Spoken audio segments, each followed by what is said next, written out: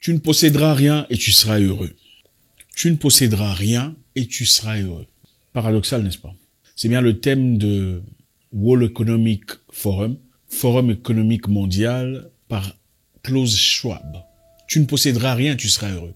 Donc en 2030, leur projection est que tu ne posséderas rien et tu seras heureux. Ça veut dire quoi? Ça veut dire ce que tu as aujourd'hui, par exemple, ta maison ne t'appartiendra pas. Ta maison appartiendra à l'État et tu vas louer ta maison. Tu n'auras plus possession de ta maison. Ta voiture, par exemple, ne t'appartiendra pas. La voiture appartiendra à l'État ou à des entreprises et tu vas louer la voiture. Ta montre ne t'appartiendra pas. Tu loueras à l'État. Le courant, tout ce que tu as ne t'appartiendra pas. Ça appartiendra à l'État et tu loueras. Bizarre, n'est-ce pas? Eh ben, c'est Klaus Schwab qui le dit. C'est Klaus Schwab qui le promeut. C'est qui Klaus Schwab? Klaus Schwab est le président du monde. Eh ben, si vous ne le saviez pas, maintenant vous le savez.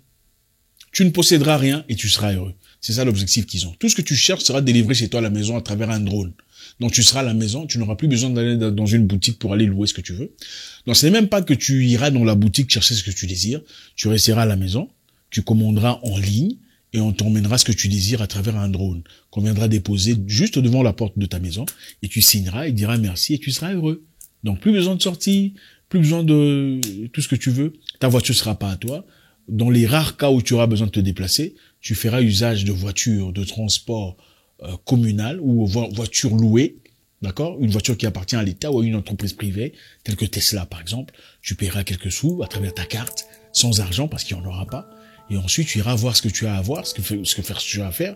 Et ensuite, voilà, tu seras heureux. Plus besoin de conduire, plus besoin de se stresser, plus besoin de tirer attention, parce que c'est ça l'avenir du monde projeté par le World Economic Forum en 2030. Alors, c'est quoi le World Economic Forum? Vous avez certainement déjà entendu parler, peut-être par-ci ou là, avez déjà vu des brins, des images, des images photographiques du World Economic Center, sans vraiment réaliser ce que ça veut dire. Ouais, simplement, ce n'est que une réunion qui se tient une fois par an, au minimum, une réunion qui réunit les entreprises les plus fortes du monde. Le Forum économique mondial est une fondation à but non lucratif. Il défend aucun intérêt politique, partisan, national et s'est donné pour mission d'améliorer le monde. C'est ce qu'ils disent. Klaus Schwab développe la Stakeholder Management Approach qui lie le succès d'une entreprise au fait que ses dirigeants prennent en considération les intérêts de toutes les parties prenantes et non limités aux clients, mais aussi aux communautés et au gouvernement. Mais aussi aux communautés et au gouvernement. C'est-à-dire quoi? Pour qu'une entreprise soit réussie, on doit pas seulement lier cette entreprise aux stakeholders ou aux investisseurs, il faudrait aussi lier les entreprises au gouvernement. Évidemment, en liant une entreprise au gouvernement, on lui donne le pouvoir nécessaire pour exister au-delà des difficultés ou même des erreurs qu'ils commettent, n'est-ce pas? Une entreprise qui connaît des gens au gouvernement peuvent faire des erreurs, peuvent faire des catastrophes sans nécessairement en payer un prix. Le financement du forum est effectué par 1000 entreprises membres. Le profil de l'entreprise. Maintenant, quelle entreprise a le droit de faire partie de ce forum? L'entreprise membre est une multinationale réalisant un chiffre d'affaires supérieur à 5 milliards de dollars. Donc, il n'y a que 1000 entreprises qui font partie de ce forum. Et chaque entreprise doit faire un minimum de 5 milliards de dollars pour faire partie de ce forum. Le Forum économique mondial est présidé par son fondateur et président exécutif Klaus Schwab, tout en étant assisté par un conseil d'administration composé des personnalités entrepreneuriales, politiques, économiques, universelles et gouvernementales. Donc il n'y a pas que lui, il y a des personnalités entrepreneuriales, politiques, économiques, universitaires, donc des gens intelligents, et gouvernementales, des gens en politique. Donc il réunit à travers son programme les gens les plus importants, entre parenthèses, sur Terre. Évidemment qu'on a avec soi les gens les plus importants, c'est-à-dire sur le plan politique, sur le plan universitaire, intellectuel et religieux. Qu'est-ce qu'on peut pas faire? C'est une puissance absolue sur la population, souvent victime. Alors de quoi parlent-ils dans leur forum? Les discussions traitent des questions clés de portée mondiale, telles que les conflits internationaux, la pauvreté, les problèmes environnementaux et différentes situations possibles. Bon, rentrons un peu en arrière. Vous créez un forum où vous réunissez les entrepreneurs, n'est-ce pas? Hein? C'est ça, non? Il faut avoir au moins 5 milliards de dollars de chiffre d'affaires pour faire partie de cette histoire. On veut les gens les plus intelligents. Clairement, on réunit en plus de ça les autorités religieuses, les autorités universitaires, les autorités gouvernementaux. Et en plus, vous discutez sur la pauvreté, les conflits internationaux, les problèmes environnementaux et différentes solutions possibles. Est-ce que nous parlons d'entrepreneuriat ici ou d'autre chose? Je vais encore répéter un peu. Pour ceux d'entre nous qui n'ont pas pris le je sais. Vous réunissez des gens pour un but entrepreneurial. Mais vous réunissez des gens qui font partie des politiques, des médicaux, des religieux, des universitaires. Mais vous parlez des problèmes environnementaux, des problèmes politiques, des problèmes de pauvreté du monde. Est-ce que c'est l'entrepreneuriat ou c'est autre chose? Maintenant, quel est le programme global du World Economic Forum? On dit qu'il fait trop chaud, ok? Le réchauffement climatique. Le réchauffement climatique a causé beaucoup de problèmes. Et aujourd'hui, on dit que la cause principale des réchauffements climatiques est l'émission des gaz. L'émission des gaz effectuée par les industries et aussi par l'agriculture, d'accord? Donc, quand on a des bovins et des ovins, on produit des gaz qui peuvent détruire ce qu'il y a, voilà, vous comprenez, et qui est à l'origine du réchauffement climatique. Quelles en sont les recommandations? Le World Economic Forum pense qu'il faut manger moins de viande, il faut manger plus d'insectes, donc il faut substituer la viande à l'insecte. Il faut peu à peu diminuer les émissions de gaz, de peur qu'en 2050, le monde soit complètement détruit. D'après une étude sponsorisée par eux-mêmes. En 2005, le Forum a fondé une communauté des Young Global Leaders. Cette communauté regroupe plus de 750 dirigeants du monde entier, âgés de moins de 40 ans. Issus des disciplines et secteurs très variés. Ses membres s'investissent dans 2030, donc l'objectif 2030. L'initiative, c'est-à-dire l'établissement d'un plan d'action permettant de définir ce que sera le monde en 2030. Je répète encore un peu. Un groupe de personnes crée leur forum où ils appellent des missionnaires, des intellectuels, des gens religieux, des politiques et tout le reste. Ils sont entrepreneurs. Ils définissent ce que sera le monde en 2030. Donc un groupe de personnes définit ce que sera le monde en 2030 pour vous. On vous dit, vous serez heureux, vous ne posséderez rien. Vous ne posséderez rien, mais vous serez heureux. C'est-à-dire, si vous ne possédez rien et que vous serez heureux, tout ce qu'il y a à posséder appartiendra à qui? À un groupe de personnes. C'est-à-dire, en d'autres termes, ce groupe de personnes possédera tout et sera heureux pendant que vous ne posséderez rien et vous serez heureux. Donc, tout ce que vous possédez aujourd'hui sera loué, sera mis à disposition par ces personnes, par ce groupe de personnes qui veut diriger le monde. Partons d'un concept où on comprend que le monde change. Ok, supposons que les choses changent, il faut accepter. D'accord? C'est vrai que dans le passé, on pouvait aller louer une cassette vidéo pour aller voir son film à la télévision. Aujourd'hui, on le fait pas. Aujourd'hui, on n'a plus de cassette nécessairement à la maison. On va sur Netflix, n'est-ce pas? On comprend ça. Avant, on avait des CD, des CD-ROM avec lesquels on jouait la musique. Aujourd'hui, on n'en a pas parce qu'on se sert de Spotify pour écouter la musique. Maintenant, le problème qui se pose ici, c'est quoi? C'est que si tu peux tout louer, s'il te faut louer la voiture, louer la maison, louer les habits, louer la capacité de quitter ici pour aller là-bas, louer le voyage, le déplacement, qu'est-ce qui se passe si tu as une opinion qui va à l'encontre de ce que ces gens? Qu'est-ce qui se passe si tu as une opinion différente de l'opinion globale de tout le monde? Ce n'est pas une imagination. Nous savons tous très récemment, il y a eu combien de gens qui ont été complètement bannis des plateformes. Trump a été banni de plateformes pour avoir une opinion complètement différente de ceux qui prennent charge de ces plateformes. Andrew Tate, pour ceux qui connaissent, qui a été banni récemment pour avoir poussé l'agenda de la masculinité, essayant de réveiller les hommes à redevenir hommes. Il a complètement été banni de toutes les plateformes. Et beaucoup d'autres personnes après eux. Partons d'une communauté qui prône la liberté d'expression, la liberté d'être, la liberté de choix. Évidemment, on vous dit, quand vous voyez un papa, il faut respecter ça parce que c'est leur droit. Ils peuvent faire ce qu'ils veulent. Maman aussi. Mais ce n'est valide que quand il s'agit d'eux, quand il y a une personne qui puisse ou qui veulent exprimer ses pensées, ses idées, qui ne partent pas en accord avec ce qu'ils pensent. Eux, qu'est-ce qui se passe? On l'exclut des plateformes. Maintenant, voulez-vous un monde où vous serez incapable de faire vos propres choix, décider pour vous-même, de peur d'être complètement bloqué ou déplatformé, en habilité de payer quoi que ce soit, de manger, parce que vos pensées sont différentes de pensées générales? Je ne pense pas que ce soit une très bonne idée. Alors, qui font partie du World Economic Forum?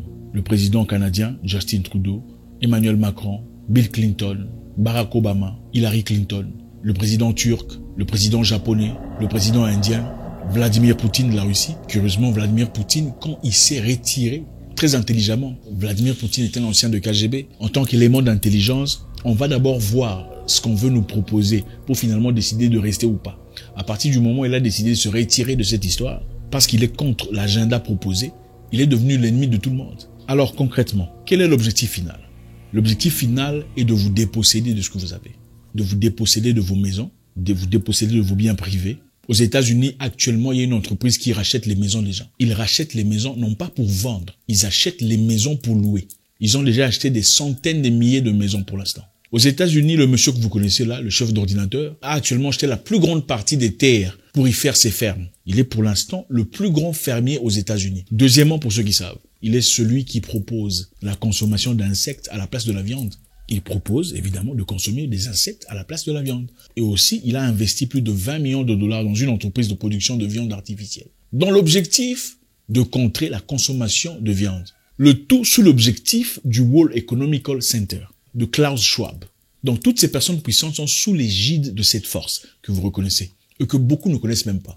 En Europe récemment, les fermiers hollandais sont en grève totale, en Pologne, au Danemark. Pourquoi? Il y a des produits chimiques nécessaires à la production agricole. Alors ces fermiers ont été interdits d'user de ce produit. Maintenant, comme ils sont interdits d'user de ce produit, ils seront incapables de faire leur travail correctement. Incapables de produire de la viande, incapables de produire de la nourriture. La Hollande est la deuxième productrice de nourriture en Europe. Dans un moment aussi difficile, posez-vous la question, un moment où il y a eu la guerre entre la Russie et l'Ukraine. Il y a donc difficulté déjà de transport, de gaz, difficulté de pétrole. Pourquoi est-ce qu'on interdirait aux fermiers de travailler correctement? Dans un moment de crise où les gens n'ont rien, où les prix ont flambé, pourquoi est-ce qu'on interdirait aux fermiers de produire de la nourriture qui servirait au peuple? C'est parce qu'il y a un objectif bien clair, bien précis. Avant cette histoire de guerre, il y avait cette histoire ici. Cette histoire ici était censée déclencher le « tu ne posséderas rien, mais tu seras heureux ». Parce que l'objectif était, voilà, il faudrait se protéger et laisser tout entre les mains du gouvernement. Comme ceci n'a pas réussi, il fallait reformuler, retravailler une nouvelle histoire pour continuer l'agenda principal. De tu ne posséderas rien, tu seras heureux. Et ce n'est pas un secret. Les dossiers sont en ligne. Vous pouvez aller vérifier. Comme je vous le dis souvent, quand je vous raconte une histoire, n'écoutez pas ce que moi je vous dis. Allez vérifier pour vous-même. Allez voir, allez jeter un coup d'œil. Au moment où on vous dit, on vous le montre pas à la télévision, les fermiers sont en grève. En Hollande, les fermiers sont en grève en Pologne. Les fermiers ont marché dans plusieurs pays européens parce qu'ils sont bloqués. On les force à ne plus travailler correctement. On veut forcer la consommation d'insectes. Quand vous empêchez un fermier de travailler correctement, qu'est-ce qui se passe? Il tombe en faillite, c'est clair. Sans vous dire arrêtez de travailler, on vous dit seulement n'usez plus de ces produits. C'est le produit le plus important dans votre démarche. Vous serez sans ce produit incapable de produire. Qu'est-ce qui se passe après? Vous tombez en faillite. Quand vous tombez en faillite, vous faites quoi? Vous vendez vos terres au gouvernement ou aux entreprises. Ensuite, qu'est-ce qui se passe? Les entreprises prennent le monopole de la production de ce que vous faisiez avant. Donc, ils commencent, eux, à faire ce que vous faisiez, mais avec leurs lois, sans liberté.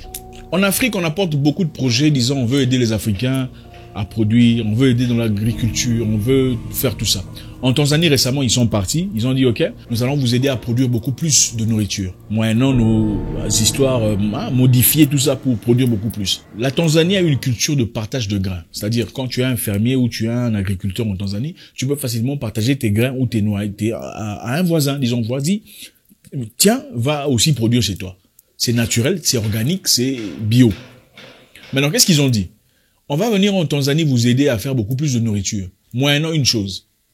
Nous voulons une exclusivité des grains en Tanzanie. C'est-à-dire, quelconque personne qui partagera les grains avec une autre personne ira en prison pendant 20 ans et paiera 15 000 $ d'amende. Une culture perpétuée depuis des centenaires. On veut l'éliminer. Donc, tu ne peux plus partager tes grains avec ton voisin ou ta sœur de peur d'aller en prison pour 20 ans ou de payer 15 000 $. Vous comprenez ce que ça donne? Donc, un groupe de personnes sont en train de travailler sur leur objectif personnel, sur comment ils voient le monde en 2030. Et c'est certainement l'une des raisons pour lesquelles vous voyez la guerre continuer. Pourquoi vous vous posez la question de savoir pourquoi est-ce que les gens, en fait, on combat quoi? Dites-moi un peu. C'est simple. Il suffit de dire, bon, désormais, nous allons pas aller là-bas. Et puis la guerre est finie. Monsieur, le truc, nous voulons pas aller là-bas. Et c'est fini. Pourquoi est-ce que tout le monde est impliqué? Pourquoi est-ce que on est prêt à mettre l'Europe dans la crise, dans le froid, dans le noir? C'est pour quelle raison? C'est quoi l'intérêt? Est-ce que vous ne vous posez pas la question? C'est quoi l'intérêt?